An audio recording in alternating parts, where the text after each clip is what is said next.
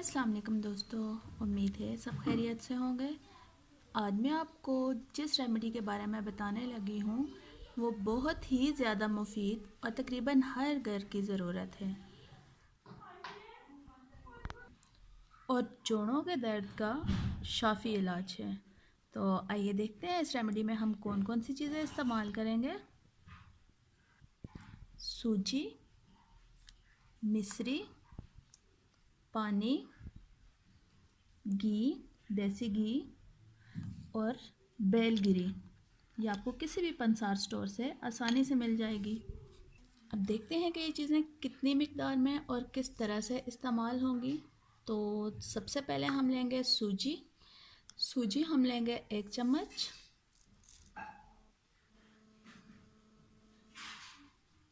इसी तरह से हम लेंगे मिश्री। मिश्री 1 पीस, बस इतनी सी मिश्री, जो कि अंदाज़न 1 चम्मच के बराबर होनी चाहिए। मिश्री के बाद अब हम लेंगे एक छोटा पीस बेलगिरी का। बेलगिरी का भी हमने ये अंदाज़ा रखना है कि पीसने के बाद ये भी कम से कम 1 चम्मच ज़रूर रह जाए। बेलगिरी को हम पीस के, थोड़ा दरदरा पीस के, और फिर 1 चम्मच की मिकदार जितना सूजी के अंदर शामिल कर लेंगे। ये देखिए 1 चम्मच बेलगिरी मैंने सूजी में ही शामिल कर दी और इन दोनों चीज़ों को मिक्स कर लेंगे। आपके सामने देखें कि किस शक्ल में ये आ चुके हैं।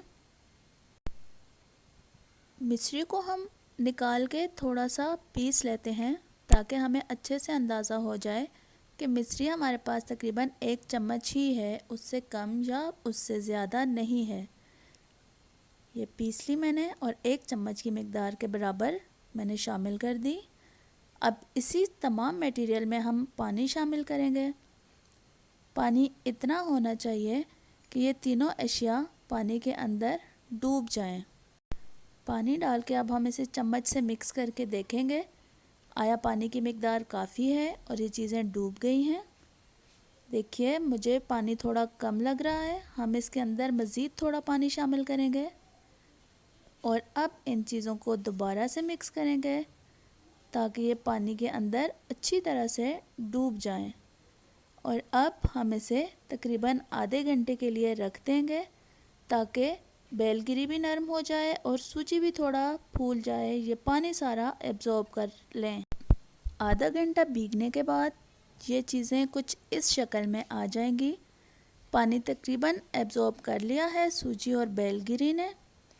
अब हम देखते हैं कि मज़ीद हम क्या अमल करेंगे ताकि ये हमारे पास एक मुकम्मल ख़ुराक की सूरत में आ जाए, जो हम अपने बुज़ुर्गों को या जवानों को या कोई भी जिसको भी मसला है खुदा न खास्ता जोड़ों के दर्द का, वो इस्तेमाल करें और मुकम्मल अल्लाह के हुक्म से वो शिफा पाए।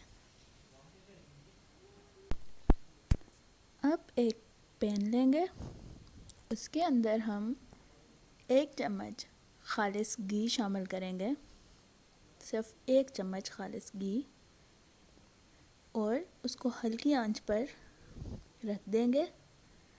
बस जैसे घी थोड़ा गर्म हो तो उसके अंदर वो तमाम मटेरियल जो हमने पानी में भिगोया था उसमें मज़ीद 2 चम्मच पानी शामिल करके और वो मटेरियल इसी पैन में घी में शामिल कर देंगे और बिल्कुल हल्की आंच पर इसको पकने देंगे और साथ साथ मुसलसल चम्मच चलाते जाएंगे। यहाँ पे मैं आपको यह भी बताती चलूँ कि अगर आप लोगों जिसके लिए इस्तेमाल करेंगे उसे शुगर भी है तो आप मिश्री की मिकदार को आधा कर सकते हैं या फिर मिश्री की जगह आप शक्कर भी शामिल कर सकते हैं। अभी देखिए ये थोड़ा सा पक के कुछ इस शक्ल में आ चुका है। इसे हम मज़ीद पकाएंगे, इतना पकाएंगे ताकि पानी बिल्कुल खुश्क हो जाए और ये जो भी चीज़ तैयार हो रही है ये घी छोड़ने लगे। तो ये देखिए अब ये मुकम्मल पक के तैयार हो चुका है, इसका सारा पानी खुश्क हो चुका है। अब इसे पैन में एक साइड पे जमा करके और पैन को थोड़ा टेढ़ा करके रख देंगे ताकि एक्स्ट्रा घी जो है वो निकल जाए। अब आप देख रहे हैं घी इसमें से निकल चुका है। अब इसको मटेरियल को या इस हलवे को हम एक प्याले में निकाल देंगे। अब ये हलवा, ये जितनी खुराक तैयार हुई है ये आप एक दिन इस्तेमाल करेंगे। हर रोज़ रात के वक्त ये तकरीबन 3 चम्मच हलवा तैयार होता है।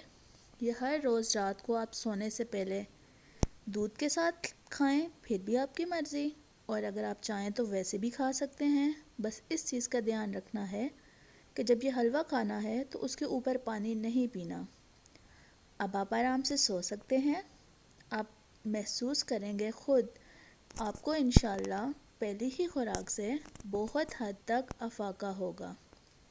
मेरे चैनल को देखते रहिए, मेरी वीडियोस को लाइक करिए और मेरे चैनल को ज़रूर सब्सक्राइब करिए। बहुत शुक्रिया। अल्लाह हाफिज़।